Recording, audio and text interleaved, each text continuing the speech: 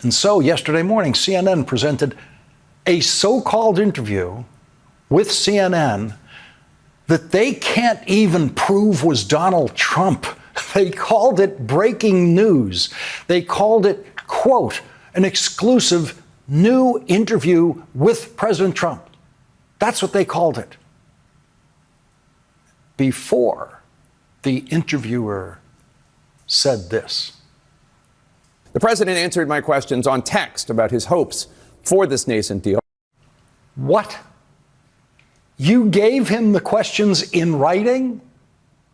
So now, instead of letting Trump hide in a phone call where we can at least know that it's him talking, Donald Trump gets to hide behind the black screen of texting? We actually have no idea who texted the replies in that so-called interview. CNN is unable to prove that Donald Trump was actually doing that texting. My boyfriend, Lawrence O'Donnell, who is a, hero. Defending our nation from the clutches of fascist idiocracy, we proudly present Heroes of Democracy. Carlos, you know what it is? There is so little actual journalism being done still that he stands out. He just ripped Jake Tapper a new one because he eviscerated the interview. A text interview. Bella was saying she would have flunked her journalism course if she did an interview by text. Yeah. Right? I mean, they don't even get me started about Cite your Biden. source. It was in all caps. All right, we believe you. First of all, it's not him answering it. It's Stephen Miller. Secondly, O'Donnell signaled he was dumbfounded, that Tapper included an interview with Trump in his show that was entirely over text with no proof it was actually the 79-year-old president who sent the minimal effort replies.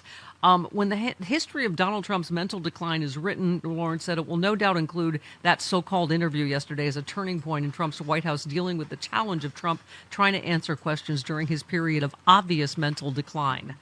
He said Trump was allowed to become, by the CNN, the first president in history to get questions in writing for an interview, questions that he could take home, and then Trump was allowed to take, we don't know how much time to reply to those questions. We do know CNN is still waiting for some answers.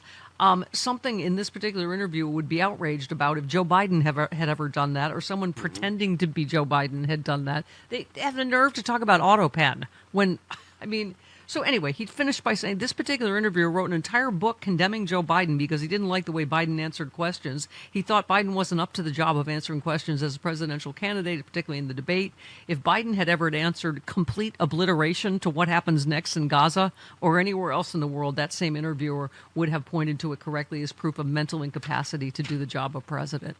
Yep. The first question was, what happens if Hamas insists on staying in power in Gaza, to which the text reply, and we don't know how long this took, was, and we don't know who did it, the text reply says, complete obliteration. Why is Lawrence O'Donnell the only one doing this practically? I don't know why, because everybody else is getting fired and replaced by Barry Weiss. Yeah. Yes. That's just the way we're headed. All the billionaires are just gobbling up all the media. Yeah. And again, there's a loyalty pledge, right? Well, also, O'Donnell was especially outraged that CNN informed viewers that Trump had refused to answer some questions, but didn't reveal which questions they were. Yeah. Right? How do you think the government shutdown is going to end? That question got the empty answer it deserved, nothing.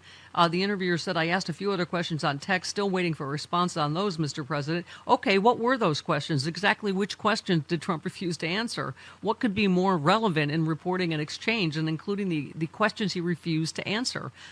Any questions about Jeffrey Epstein or his sex trafficking friend Ghislaine Maxwell? We don't know. We have no idea. We have no idea what the other questions were Trump refused to answer. And so anyway, God bless him. He just finished by saying, writes a whole book on Biden being unfit to be POTUS, then turns around and does a text message interview with Trump and can't even confirm it's actually him, not his team. Anyway, he said if Biden did this, it would have been an entire chapter in his book that completely flopped. Talk about both sidesism. I think Tapper said, I knew it was him because he texted back, man, camera, woman, elephant. Yeah, it's just like I say, it's just the people, a lot of people we love are on Substack now. The ones that have the courage to do actual journalism. I mean, Jimmy Kimmel, we played a bunch this morning, Carlos. He's one of the only ones doing journalism. And John Oliver, we're comedians. Jimmy Kimmel, we're Jon not supposed Stewart. to. Yeah. John Oliver's doing a great job. Yeah. Do we have, what was the one we opened with? 13. Yeah. Calling out yesterday. Here we go. There were a lot of questions about the Epstein files. There were no answers about the Epstein files. Bondi answered none of them. You know, the author Michael Wolff, who has interviewed Trump repeatedly, says he's seen about a dozen photographs of Trump and Jeffrey Epstein with topless women. Trump's BF Jeff kept them in his safe and showed them to this guy. So this morning, Rhode Island Senator Sheldon Whitehouse asked Bondi if the FBI found those photos. There's been public reporting that Jeffrey Epstein showed people photos of President Trump with half-naked young women.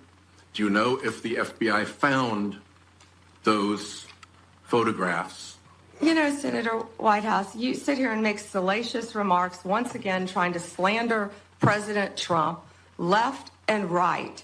Didn't hear the word no there, did you? Yeah. You hear it, Guillermo? No. No, I didn't hear it either. Carlos, we comedians, we're not supposed to be the ones doing journalism. This was not supposed to be our job, right? But it's not supposed to be our job. We're supposed to be the last, the firewall between this and complete autocratic takeover.